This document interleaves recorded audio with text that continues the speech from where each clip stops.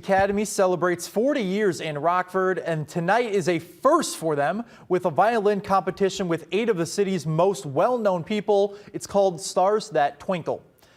Staff helped the competitors prepare for their performances with the school's top touring ensemble tonight, including Rockford Police Chief Carla Red, RVC President Howard Spearman, and Vic Rivera from La Onda.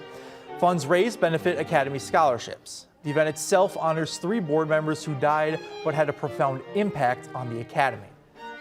We used to do something called Heartstrings back before COVID, which was more kind of like a recital.